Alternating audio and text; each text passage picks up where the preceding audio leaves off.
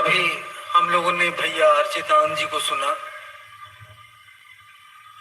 सुनने से सिर्फ काम नहीं होगा, हमको आपको उन बातों को अपने हृदय में अपनाना होगा। आइए अब एक भजन सुनेंगे हम आप, और उसके बाद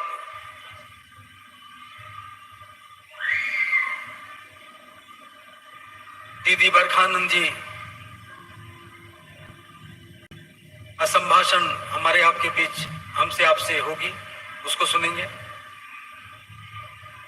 आइए शिव रुद्राष्टक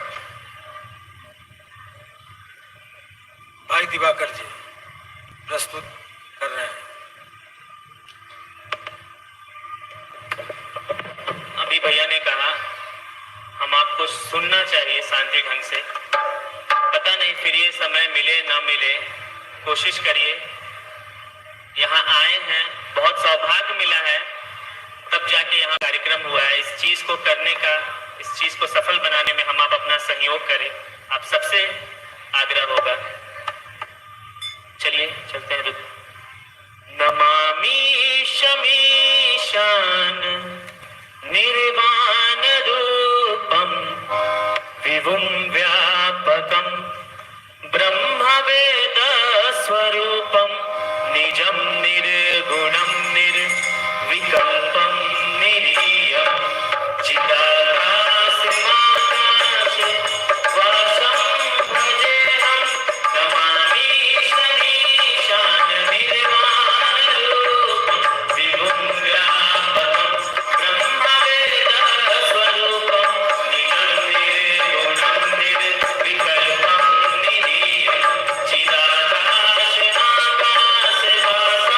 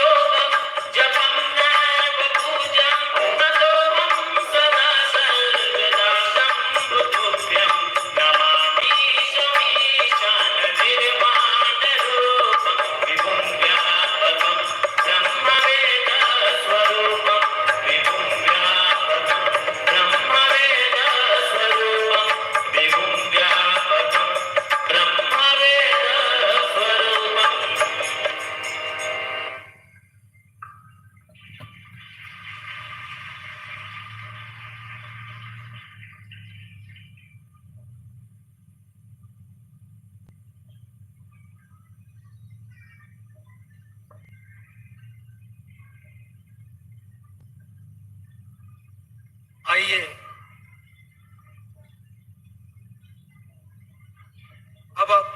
अब हम आप सुनेंगे साहब के पावन आध्यात्मिक संकल्प।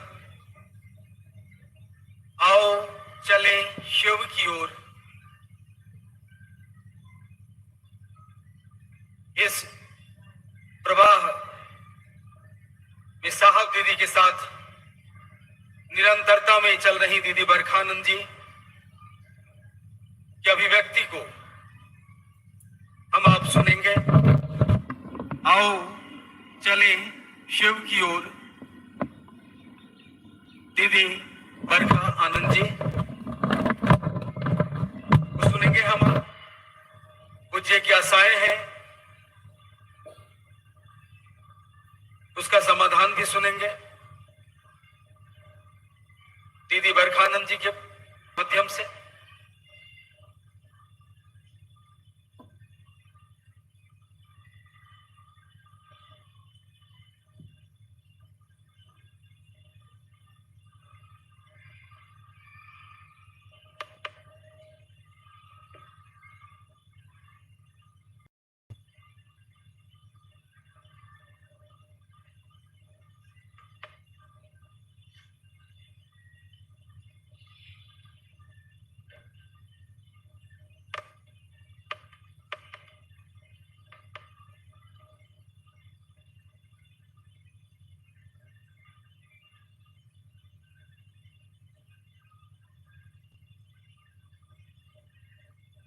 मेरे गुरु महेश्वर शिव को मेरा प्रणाम है। प्रणाम है इस कालखंड के प्रथम शिव के शिष्य और वरण्य गुरु भ्राता साहब श्री हरिनानंद जी के चरणों में, शक्ति स्वरूपा मां नीलमानंद जी के चरणों में मेरा प्रणाम है। और प्रणाम है इस कल्याण मंडपम में जो सेलम की धरती तमिलनाडु राज्य है, सेलम की धरती है। कल्याण मंडपम का ये प्रांगण है और आप सब जो गुरु भाई गुरु बहन यहाँ उपस्थित है, आप सभी के चरणों में मेरा प्रणाम है।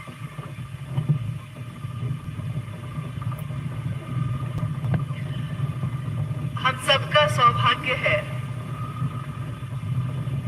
कि सेलम की इस धरती पर अपने गुरु शिव की बात लेकर आने का सौभाग्य प्राप्त हुआ है। और पहली बार यहाँ एक संगोष्ठी का आयोजन हुआ जिसमें आप हम सब बैठे हैं। और आप जानते हैं कि महादेव के लिए जो भी कार्यक्रम किए जाते हैं उसमें नाम ही महादेव का होता है, यानी शिव गुरु महोत्सव, शिव शिष्यों की संगोष्ठी, और बात भी उन्हीं की होती है। इस हॉल में अभी जब से हम लोग आए हैं पहली बार इतने बच्चे भी दिख रहे हैं, और बच्चे हैं तो हल्ला तो करेंगे, बड़े जब करते हैं तो बच्चों का क्या दोष है। यानी जीवन में इतनी हलचल है, इतनी परेशानी है, इतनी बेचैनी है कि कहीं भी मन शांत नहीं होता। मन शांत होता है तो मुंह तो खुद ही शांत हो जाता है, लेकिन मन में बेचैनी है तो कुछ ना कुछ हम बोलते हैं, हलचल में रहते हैं। आपसे अनुरोध है और निवेदन है, क्योंकि हमेशा ऐसा समय नहीं मिल पाता कि हम सब एक जगह बैठकर अपने गुरु की बात कर सकें। बात बाकी तो फिर से जाएंगे लौटकर अपने उसी जीवन में जहां हलचल ही हलचल है, बेचैनी ही बेचैनी है, कहीं शांति नहीं है। फिर से उसी जीवन में लौट के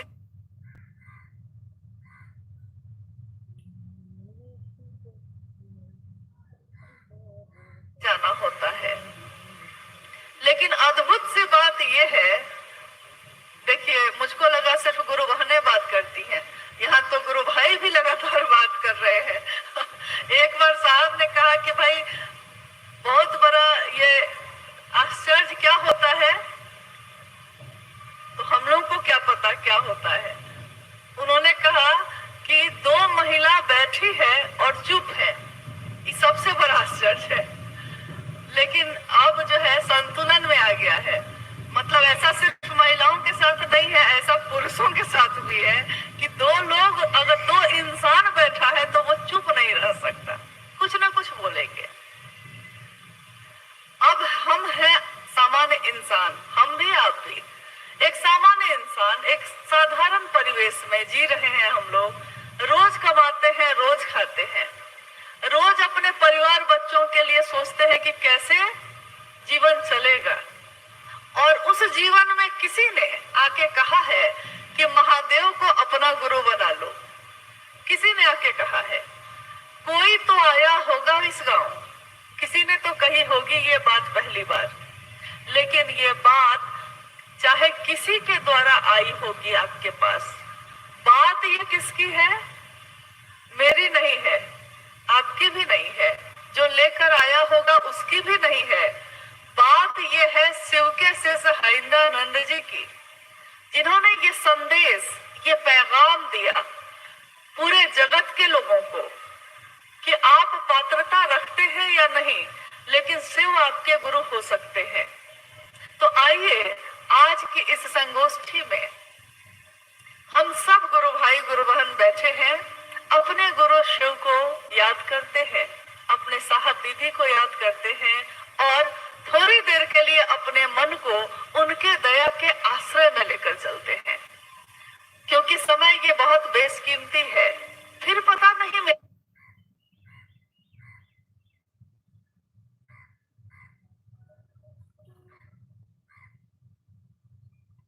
मिलेगा कि नहीं। सही बोला अनुबया ने। और मुझको चेन्नई के भी गुरु भाई गुरु बहन दिख रहे हैं कुछ। चेन्नई में जब साहब आए थे, 31 अक्टूबर का दिन था वो, और शिव शिष्यों की संगोष्ठी हुई थी। वहां सेलम के भी गुरु भाई लोग गए थे। निवेदन हुआ था साहब से कि आप सेलम कब आएंगे। फिर बाद में ये गुरु भाई गुरु बहन रांची भी गए।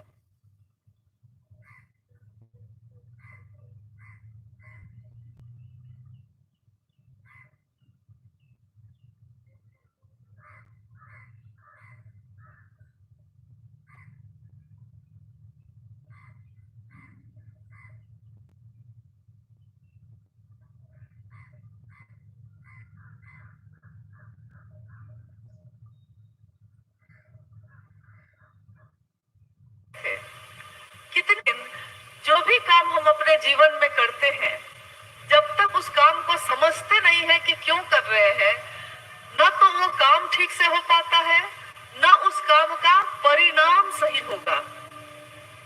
जैसे अगर हम सोचते हैं कि हम एक व्यापार करेंगे, दुकान खोलेंगे राशन का, उसके लिए हम क्या करते हैं?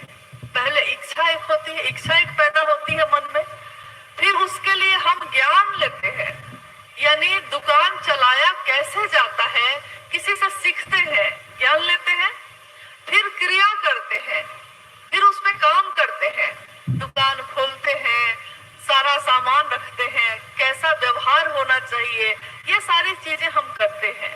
यानी जगत में कोई भी काम हम करते हैं तो इच्छा करते हैं, उसका ज्ञान लेते हैं और उस पे काम करते हैं।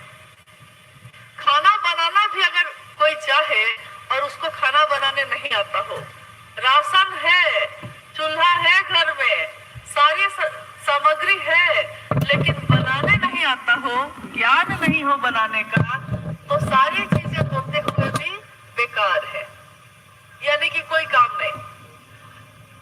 कितने लोग ऐसे हैं। एक बार जब साहब खुद रहते थे, उस समय की घटना है ये 2009-10 की, उस समय साहब हरिंद्रानंद जी रहते थे देवघर में। तो कुछ गुरु भाई लोग आए हुए थे, सुबह में पौधे लगाए जा रहे थे बगीचे में, जहां वो रहते थे वहां पौधा लगाया जा रहा था। तो साहब ने कहा कि जिनको पौधा लगाने आता है, अगर किसी को आता है तो उनको भी बुला लो ताकि मदद हो जाएगी। तो कुछ गुरु भाई लोग जो बैठे थे वो लोग आ गए, कुछ लोग तो लगा रहे थे, और एक गुरु भाई आ तो गए थे ये कह के कि हमको आता है, लेकिन जब वो पौधा लगाने लगे तो पौधा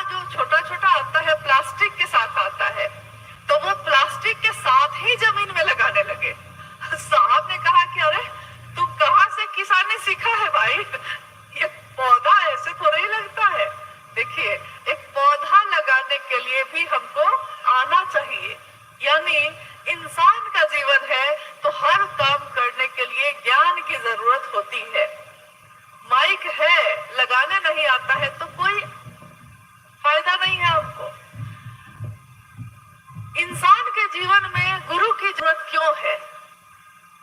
भगवान के रूप में तो वो है ही, महादेव की पूजा तो सर्वसुलभ है, हर जगह होती है। और दक्षिण भारत तो महादेव की पूजा से ओतप्रोत है, हर जगह मंदिर है, शिवलिंग की स्थापना है, शिव के परिवार की पूजा अभ्यर्थना होती है, यानी कि शिव की पूजा में कोई कमी नहीं है।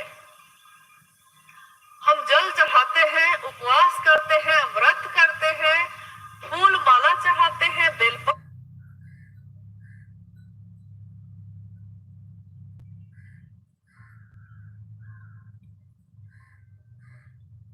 चढ़ाते हैं, पूजा में कोई कमी नहीं है। लेकिन एक बात बताइएगा, जैसे किसी ने विवाह किया है, एक संबंध बना है, कोई लड़का किसी लड़की से विवाह करता है तो एक संबंध बना ना, पति और पत्नी का। जब पत्नी उसकी आती है तो वो उसके लिए अच्छा घर बना के रखा है, अच्छा घर देता है, उसको सारे सुख की सामग्री देता है, कपड़े, गहने, खाना, जो भी हो सकता है सब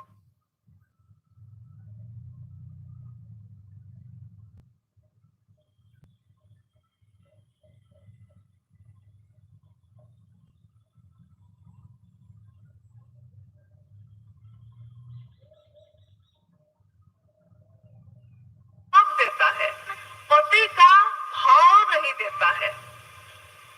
अब बताइए कि उस पत्नी के लिए इन सारी चीजों का क्या अर्थ है? नहीं, घर है बहुत अच्छा, कपड़े भी बहुत अच्छे पहनते हैं, आभूषण ही आभूषण है, लेकिन पति, संबंध बना है पति पत्नी का, लेकिन पति का भाव नहीं दे रहा है आपको, मतलब प्रेम नहीं दे रहा है, परवाह नहीं कर रहा है, तो आपके लिए वो चीज का क्या अर्थ है?